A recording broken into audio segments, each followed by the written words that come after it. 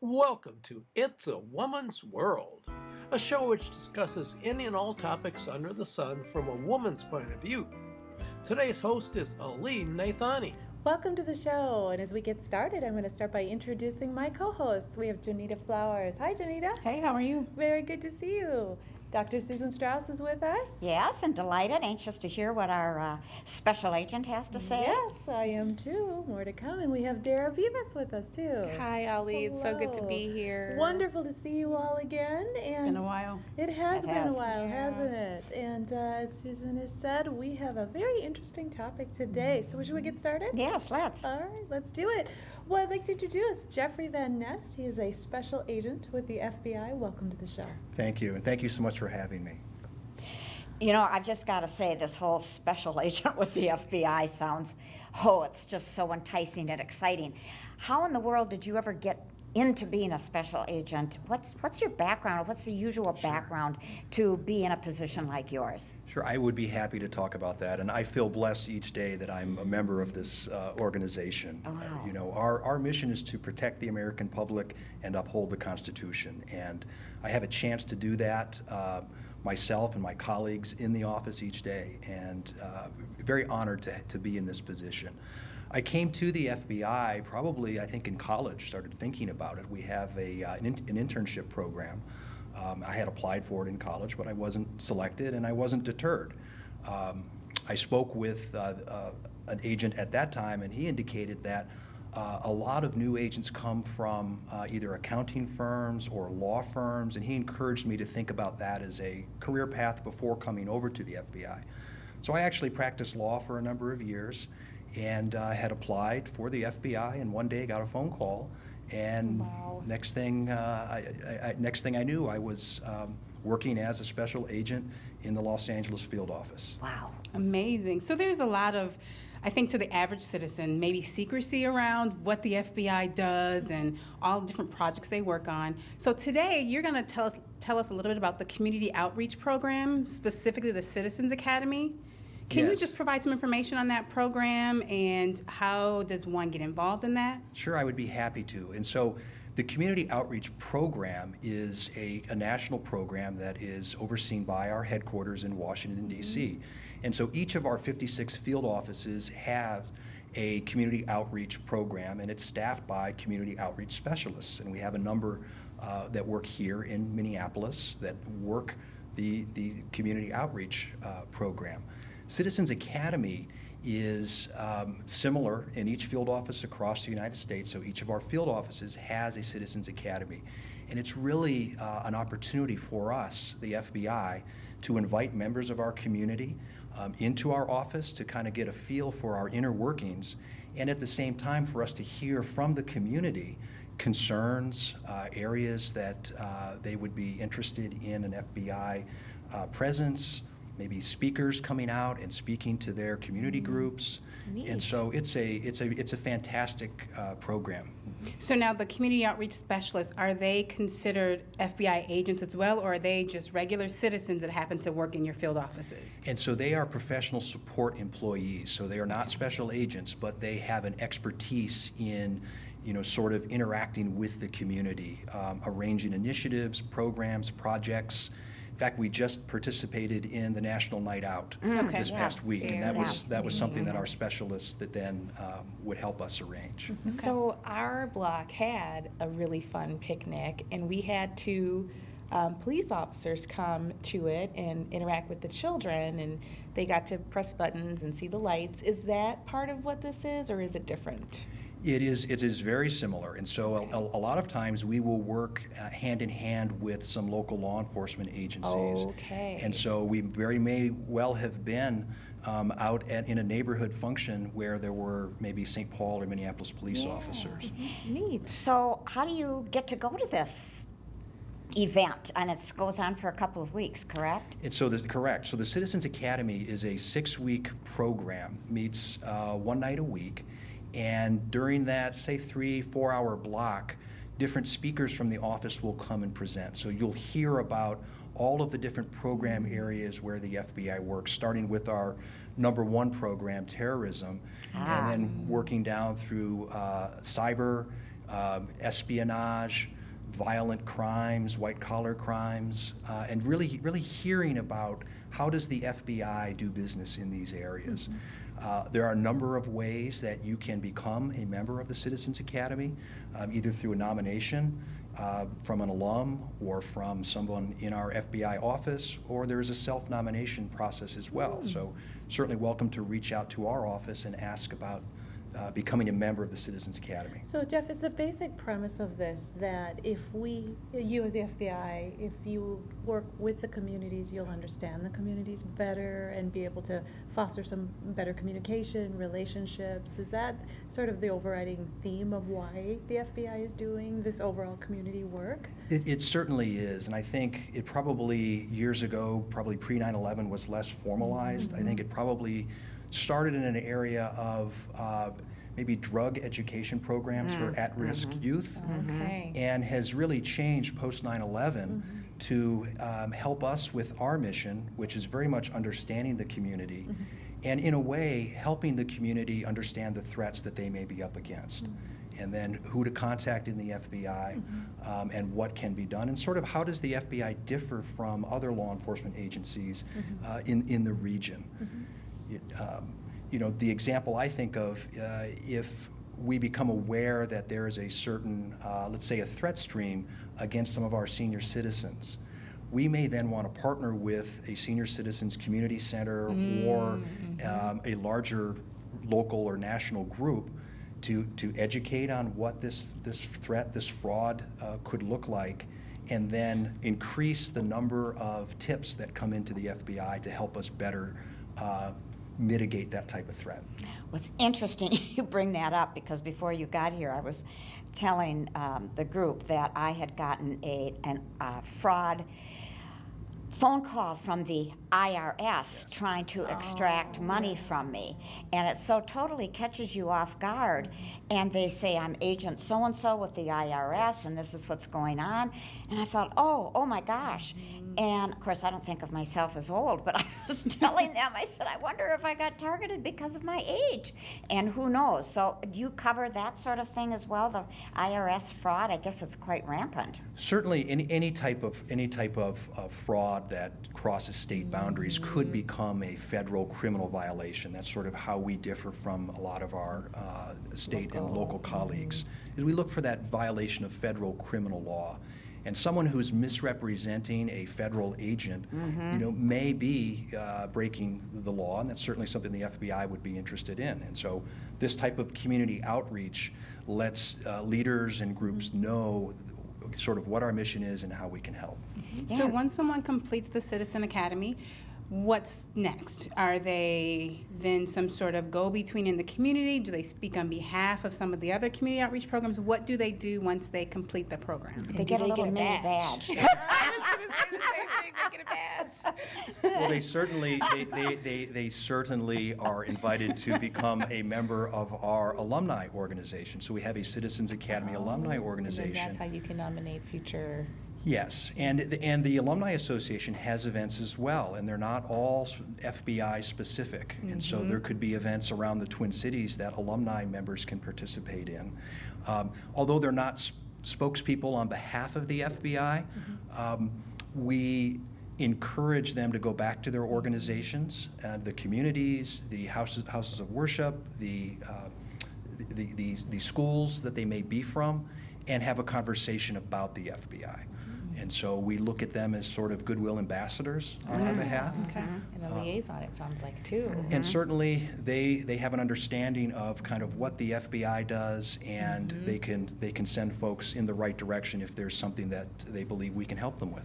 That's fascinating. Yeah, that really is. I have always thought of the FBI as like, oh, it's secrecy. Like, don't, like, even that you're here, like, should we be showing you on camera? Like, maybe we should hide your face, so that's how I've always I thought think of that's it. So CIA, though, isn't it, or maybe I'm not? confusing my... I don't know. You I might be am. I right. don't know. Well, I can tell you, and I know your other panelists will have their insights as well participating in the Citizens Academy. But as a speaker at prior academies, I can say it's very transparent. It is, huh? As far good as to know. the information we're Yeah. conveying and the questions asked, and I benefited from it. by being asked some questions from the community. Okay. And it maybe caused me to think a little bit. Yeah. Well, we're educated by Hollywood as to how the FBI operates. That's right. So Yes, that's that's right. where our expertise comes from. Yeah. That's why we were so Where mine excited comes to have from. you here. For sure. A real special agent.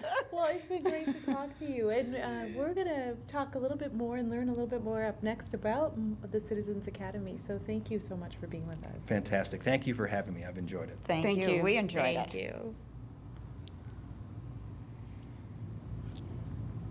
We're going to continue our discussion about the FBI Citizens Academy, and I'd like to introduce our guests. We have Dr. Ellen Kennedy with us. Hello. Nice to be back. Glad you're here. And Dr. Kennedy is the Executive Director of World Without Genocide at Mitchell Hamlin School of Law. Thank you.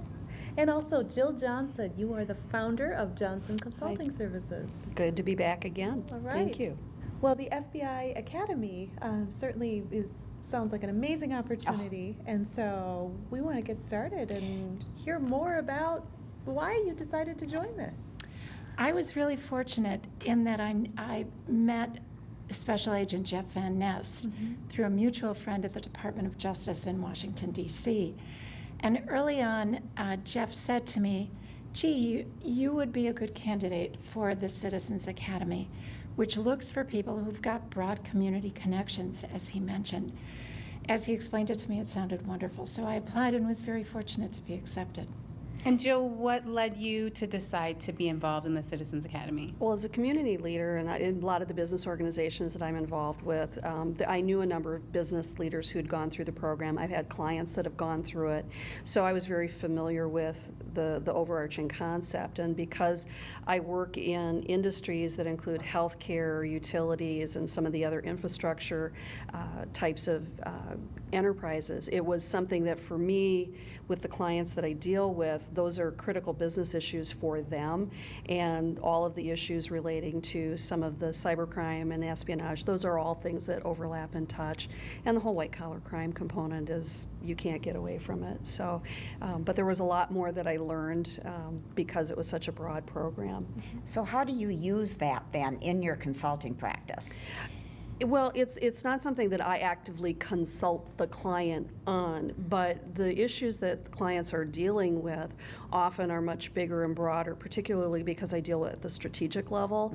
And so they're having to look at and consider things relative to enterprise risk. When you look at healthcare companies, you know, all the medical records and all the cyber crime component that's attached with that is very significant, and they have to make sure from a board and an executive operating level that they have the right teams in place internally to protect for them on that. And then a lot of companies also have trade secrets, and they are targets for people who are looking to steal those secrets, and so that's where you kind of get involved with that kind of piece. Okay. So what was the setup of the academy like? Like, is there a subject you learn, you know, once a week? Yes, Or how, can you tell us a little exactly. bit more about that? Right. It literally is a different topic every week, and the special agent in charge of that area here at the Minneapolis office is the expert who comes in and speaks. The sessions were about 3 hours long, and typically we might hear from two or three experts on 2 or 3 topics each night. It was truly wonderful because, as Agent Van Ness mentioned, there also is an opportunity for some dialogue, for some questions. So really, as Jill was saying too, we both came in with some knowledge, but the breadth of the work that the FBI does is, I think, something that most ordinary citizens like us really did not know. So it was quite astounding. And what I thought was really interesting in the way the classes were done, not only did you hear from the experts, but they would use a lot of audiovisual tools as a way to augment it. So for example, there was a Minneapolis city councilman who was arrested and convicted for bribery, and we listened to the secret audio tapes and the video that basically was what created his pathway to prison, if you will. Listening to Tom Petters and some of the audio that was for that. Listening to how they conduct interrogations using the lie detector, the machines. That was fascinating because it's not so much that test, but how it's used in the course of their investigation and as a way to move a potential perpetrator into a confession was quite fascinating. One of the sessions actually gave us the opportunity to go and see the forensic testing. Oh, that so was to amazing. look at the fingerprinting and the blood analyses and so on. Really, it's TV right in front of you. Yeah. It's most interesting. But I think what struck me more than anything was the level of commitment on the part of all of the FBI Absolutely. employees, the agents, the analysts who Analysts. talk to us, the people who are the community outreach specialists, everyone. When we were in Washington, D.C. in the summer of 2015, we were fortunate to hear from Director Comey. And Director Comey spoke very eloquently about the moral justice of the work that they do and the integrity of all of the agents. These are the words that we don't often think about. We think about the nitty-gritty where the rubber meets the road of getting those who are doing such terrible things. But the pride, I think, that all Yeah. of the agents take in their work and that all of us can take in knowing that they're protecting us in so many ways, it really is astounding. It sounds like it brings sort of a humanizing perspective to the profession of special agents Very within the much. FBI. How do you Yes. think it has changed your personal view of the role of law enforcement within our community? That's a great question. At FBI headquarters, there's sort of a museum in that building on Pennsylvania Avenue in Washington, D.C. And as I went through that museum that highlights the work that the FBI has done decade after decade, I just became so overwhelmed at the ways in which the FBI has acted to help keep all of us safe that by the end of it, I was literally in tears. And that's how it truly affected me. So in my work, I've really consciously tried to integrate opportunities to bring the FBI in. As you mentioned in my introduction, I'm at Mitchell Hamlin School of Law. So I've been fortunate to be able to have a number of FBI special agents come and speak to lawyers, law students, and to the general public about their particular area of work. We also do an annual Institute for High School and College Students. Every year since I've met Agent Van Ness, someone from the FBI comes and speaks to high school and college youth for whom now a career with the FBI might open doors just as it did for him as a young intern. So it has really changed me in terms of trying to advocate to get the next generation of FBI leaders brought forward. I participated in the Adopt a School program this year with the FBI agents, and they had an inner city school that they took responsibility for. And there was a class on personal finances that was about a 6-week class.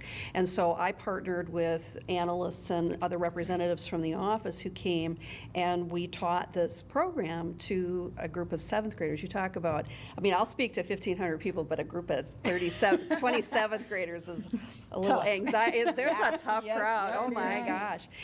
But to just see that kind of outreach and, you know, the commitment that they have, I mean, it really is about teaching children not just the finances, but there are other programs that they do on, you know, how to be safe when you're online, because for a lot of kids, that's how they get pulled into things that are not helpful for them. And so it's a great program that they do those things. I just want to mention some of their programs. One is called Don't Be a Puppet, Pull Back the Curtain on Violent Extremism.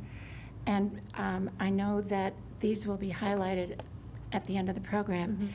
The FBI does a great job trying to combat human trafficking, which is a terrible problem here in the state of Minnesota and elsewhere.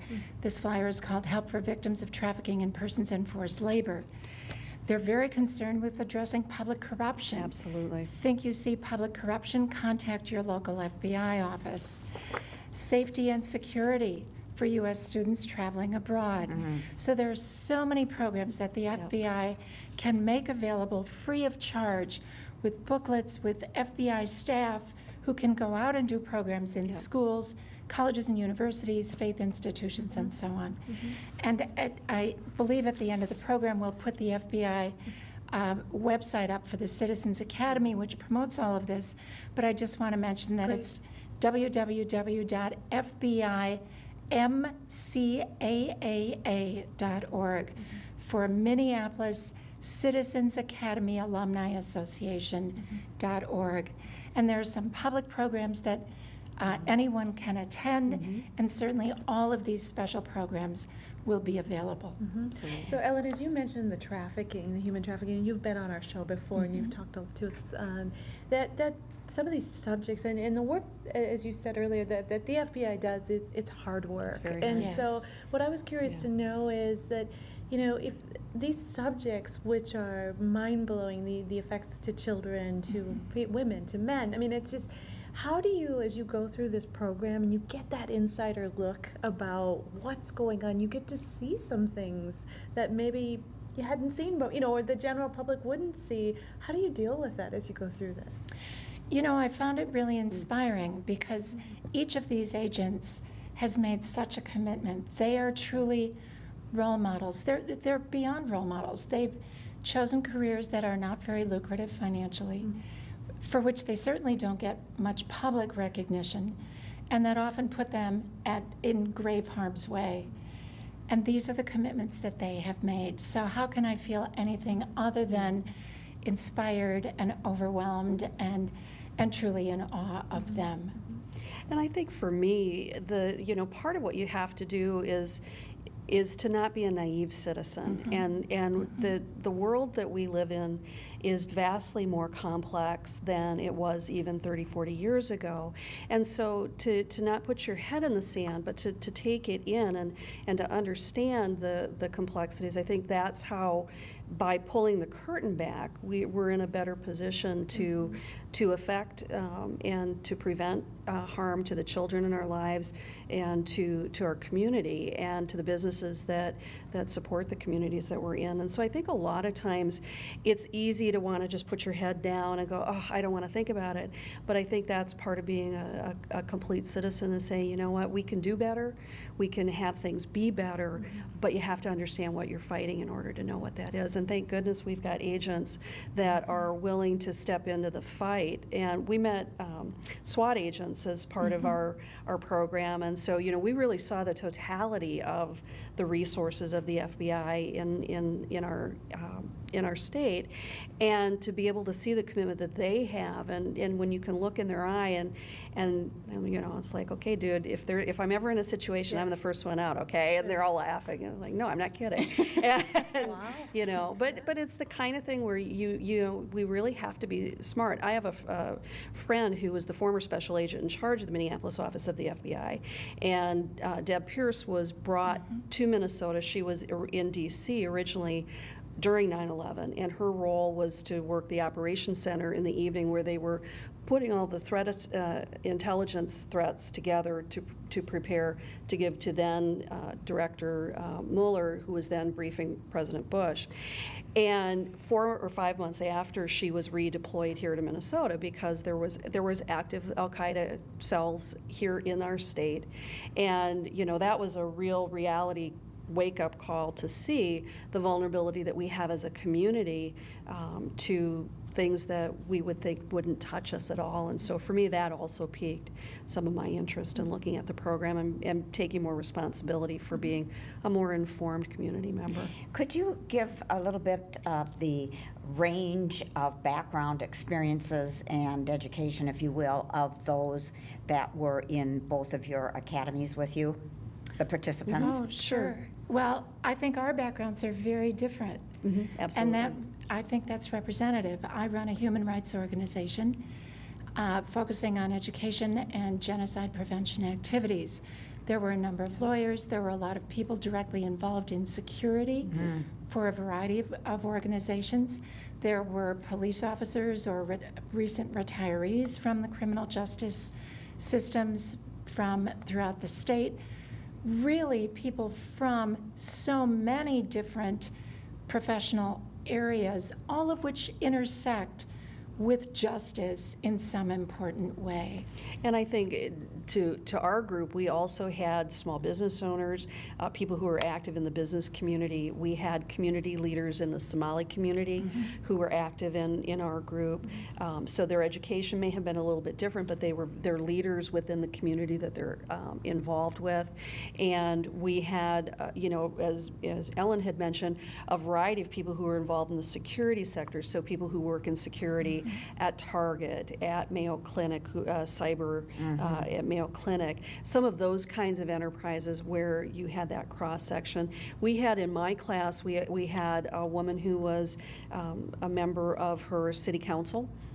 We also had women and men who were community representatives for their local law enforcement, so the local police department. They were the community outreach coordinators for those law offices. And so it really was a broader range of people. And I found that to be so fascinating. I mean, Ellen and I would not have met in a normal setting just because of our professional paths. But for us to come together in D.C., we were in different Citizens Academy classes, but we took the trip together to DC to be able to have that experience, and for me to be able to learn from the things that she's doing in her world. That broadens my perspective and point of view. And that was one of the things I found that was so fascinating about the program, was just the breadth of people who were involved. And I think that also leads to the perspective that Ellen was talking about earlier. The breadth of what the agency deals with is so much more than what we get, you were talking earlier about what Hollywood has shown us. I mean, the day-to-day things that they do are so much broader and so much more complex. And I just feel really honored to have been able to be a part of a program that shared that. I mean, they're really looking for people, I think, that can help move it to that next level of connection. And we have a lot of people, certainly in my class, and I bet in yours as well, that are still members. I mean, it's not like you're a one and done where you go through the program and, oh, that was great, it was exciting, it was interesting, and you're out of it. We have a lot of people who stay involved for years through the Alumni Association. That's right. And then join, there's another organization called InfraGard, which is a similar organization but does some other things, that has a relationship with FBI. And so people are crisscrossing. So, we've got friends that go back, 3 or 4 or 5, 6, 7 years of the classes and the program. Well, Ellen and Jill, thank you so much for taking us. Yeah, very deeper dive. interesting. Thank you. It was Thanks. great. Maybe? Pardon? What do you think? Maybe? Just Susan? Oh, I Should could we use that information consider? with my work big time, yeah. Yeah, I think so too. Yeah, it'd be Thank you for interesting. having Oh, us. this Thanks was for great. Thanks for coming. letting us share the story. It's Yeah, important thank work. you. And we thank you for being with us today on It's a Woman's World, and we hope to see you next time.